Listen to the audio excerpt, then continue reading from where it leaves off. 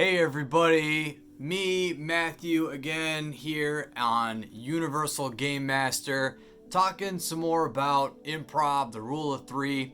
Today we're going to get into giving details, giving out information, and of course, options. Now, giving out details is an important aspect of role-playing games. You are setting the scene as the game master, and so you have to be really painting a picture on what's going on. You need to be describing the environment around everybody because you are setting the stage for all of your actors to be playing in. Something you can start doing right now is every time there is a scene change, you have to give 3 details about that scene. It's very simple. You're going to be using the 5 senses. You're going to do 1 sight and then 2 of something else. We all default to 3 things that the players can see. You see the buildings, you see the sky, you see the guards. Try to get out of this habit. Don't tell them you see the rain, tell them you feel the rain. I'm guilty of this too. I do way too many visual things. But you gotta remember, everywhere your players are going has temperature, light, sounds, smells. If a place smells, tell them it smells. It's that simple. Here.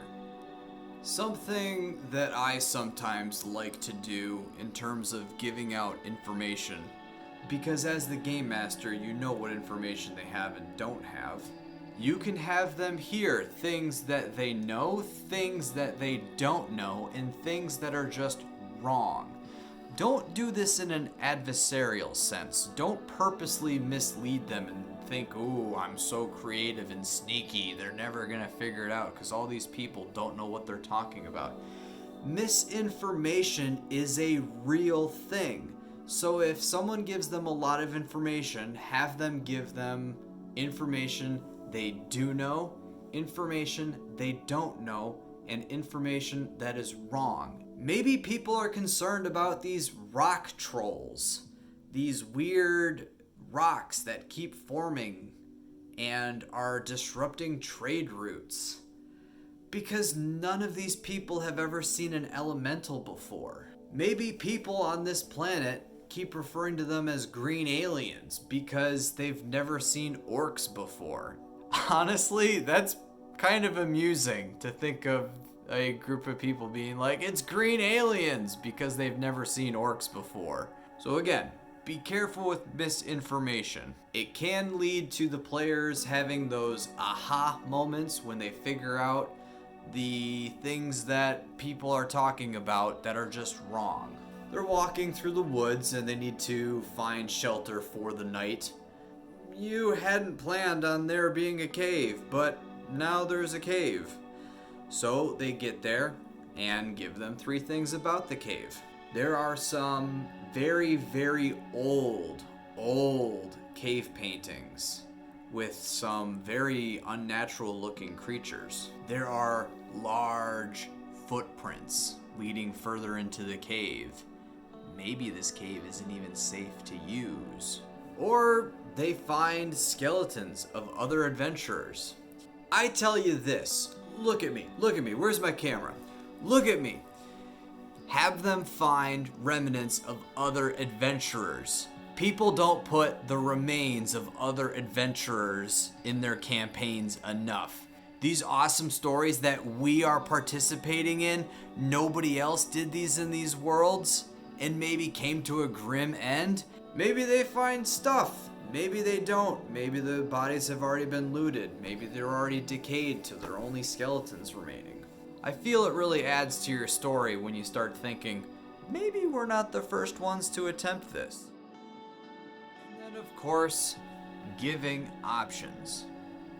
Analysis paralysis is a very real thing. It can really slow things down. So, Rule of 3. You already know what I'm gonna say. When you need to give options, because you need to give options, give them 3 different options. You want to buy a ship. There are 3 options. The slower ship that can take some abuse. The mid-level ship. It's not slow, but it's certainly not the fastest thing either. Or the fast ship. Obviously, give me the fast ship. Here's the bonus. You keep adding options to those options. Of the fast ships, there is the absolute fastest. It has no armor whatsoever.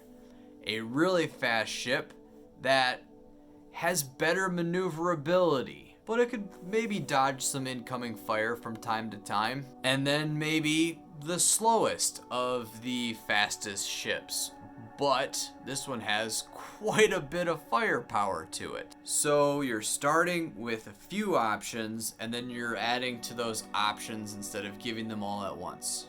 Thank you guys so much for watching this video. I hope that you have new ideas on how you can set the stage and improv. As I always say, it's not making things up on the fly, it's being prepared to make things up on the fly. But until next time, UGM. You gonna do 3 things today? We're gonna go for 3 walks. We're gonna go have 3 treats. Is that what we're gonna do? Yeah. Okay, I'm boring you? Alright, that's fine. Go ahead, go see.